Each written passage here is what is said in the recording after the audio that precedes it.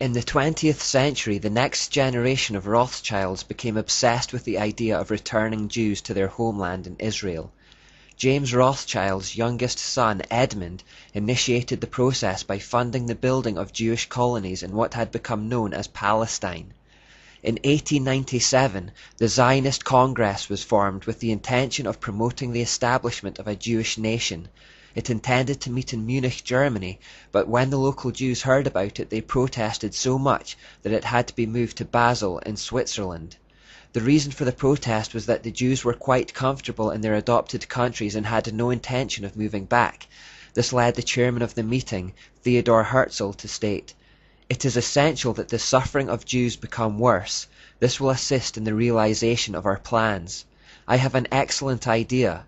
I shall induce anti-Semites to liquidate Jewish wealth. The anti-Semites will assist us thereby in that they will strengthen the persecution and oppression of the Jews. The anti-Semites will be our best friends." So there was a conscious decision to have people turn on the Jews to make them uncomfortable in their adopted countries so that they would then have motivation to leave and go back to their homeland. Herzl was thereafter elected as the president of the Zionist organization, which adopted a red hexagram as their emblem. In 1901, the Jewish colonists began to feel like Edmund Rothschild was more of a hindrance than a help. They asked him to take a step back from the process to let them handle their own situation. Rothschild, demonstrating the controlling spirit of Jezebel, angrily retorted, "I created the Yishuf, I alone. Therefore no man, neither colonists or organizations, have the right to interfere in my plans." A couple of years later, in 1903, the Zionist Congress astonishingly appeared to hint at World War I a full 11 years before it actually took place. Max Nordau said at this meeting, "Let me tell you the following words as if I were showing you the rungs of a ladder leading upward and upward.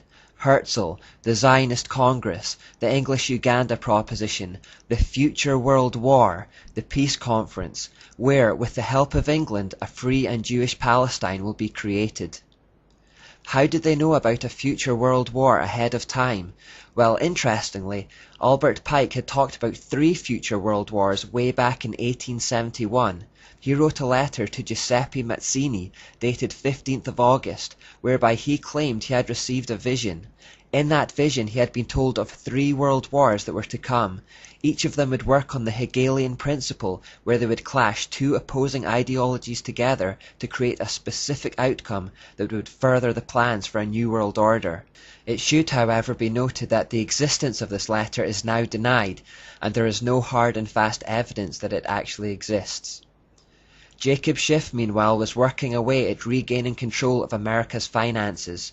In 1907 he made a speech to the New York Chamber of Commerce, warning those present that, "Unless we have a central bank with adequate control of credit resources, this country is going to undergo the most severe and far-reaching money panic in its history." It may have been more of a threat than a warning. In 1913, the Rothschilds finally managed to get their way and established a third central bank of America, which was called the Federal Reserve. That's the Central American Bank that still exists today. Shortly before the act was passed, Congressman Charles Lindbergh stated that, "The act establishes the most gigantic trust on earth. When the President signs this bill, the invisible government of the monetary power will be legalized. The greatest crime of the ages is perpetrated by this banking and currency bill." The President at the time, Woodrow Wilson, later acknowledged his terrible mistake, saying, "I am a most unhappy man. I have unwittingly ruined my country. A great industrial nation is controlled by its system of credit. Our system of credit is concentrated. The growth of the nation, therefore, and all our activities are in the hands of a few men.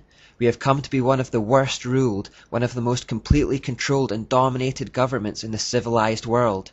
No longer a government by free opinion, no longer a government by conviction and the vote of the majority, but a government by the opinion and duress of a small group of dominant men. The Federal Reserve is today conservatively estimated to make $150 billion a year, but it has never had to publish any accounts, true to the wishes of Meyer Rothschild. In 1914, with the American bank situation taken care of, the First World War happened 11 years after Max Nordau talked about it, and 43 years after Albert Pike had seen it in his vision. On November 2nd, 1917, British Foreign Secretary and occultist Arthur Balfour issued the statement known as the Balfour Declaration. The declaration was addressed to Lord Rothschild, meaning the eldest son of Nathan Rothschild, Walter. It stated that Britain was in favour of establishing a Jewish settlement in Palestine. And so it was. After World War I came a peace conference held at Versailles and hosted by Edmund Rothschild. The issue of Palestine was raised at this conference, and Britain handed the land over to the Rothschilds. As well as gaining a Jewish state from the war, the League of Nations was an attempt to bond nations together en route to a one-world system. It was ineffective, however, as not enough countries accepted it at that time. And so on to the Second World War. Pike's vision stated that the outcome of this war would be to create tension between atheistic communism and Christian capitalism.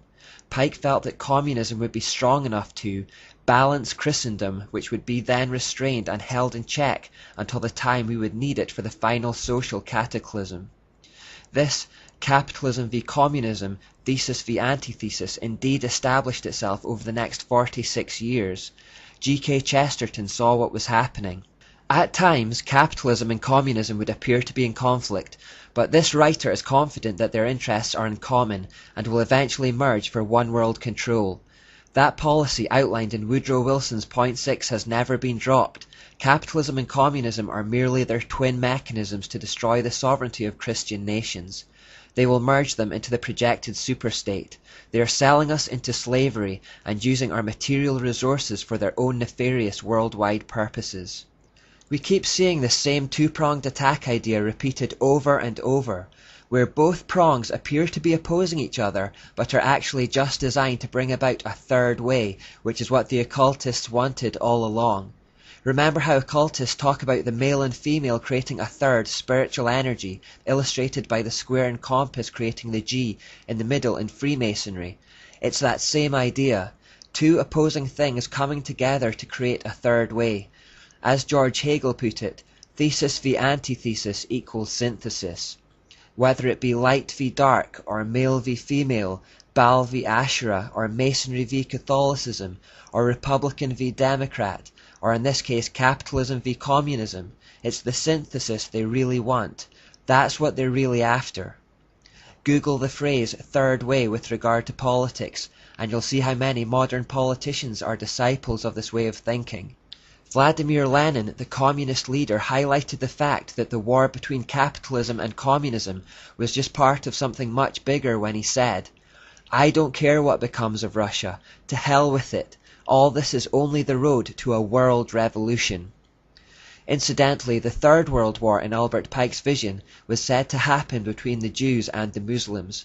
Pike believed that supporters on both sides, already tiring of war from previous conflicts, would fight themselves into a state of mental, physical, spiritual, and very importantly, economic exhaustion.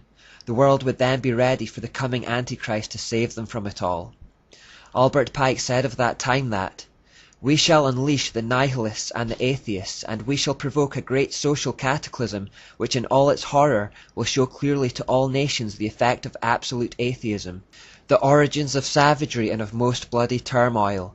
Then everywhere, the people will be forced to defend themselves against the world minority of the world revolutionaries, and will exterminate those destroyers of civilization and the multitudes, disillusioned with Christianity, whose spirits will be from that moment without direction and leadership, and anxious for an ideal, but without knowledge where to send its adoration, will receive the true light through the universal manifestation of the pure doctrine of Lucifer, brought finally out into public view.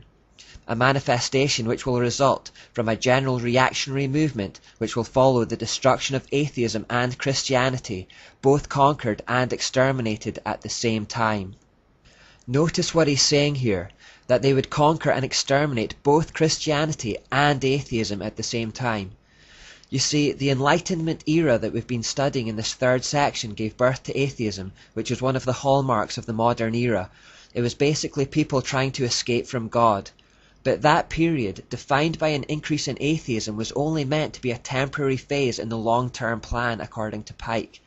After the modern era, the world would then enter into what we now call the postmodern era, which is where we currently are today, a time in which people would move away from outright atheism towards strange religion, mystery religion. This represents the time when the mysteries would start to externalize themselves. They would gradually move out from the shadows and into the open. Mankind would come to be fed up with both Christianity and atheism and would return to the synthesized mystery religion. In this condition, they would be ready to finally accept the manifestation of Lucifer, the Antichrist. We are already seeing this happening. Far fewer people than we realize are now outright atheists. Atheism is too cold, it's too heartless for the average person. People want to believe they'll see their friends and family again after death. And God has written eternity into our hearts, so it's a natural craving. Many have already moved towards a form of spirituality based on the occult, but which they think is wholesome and true.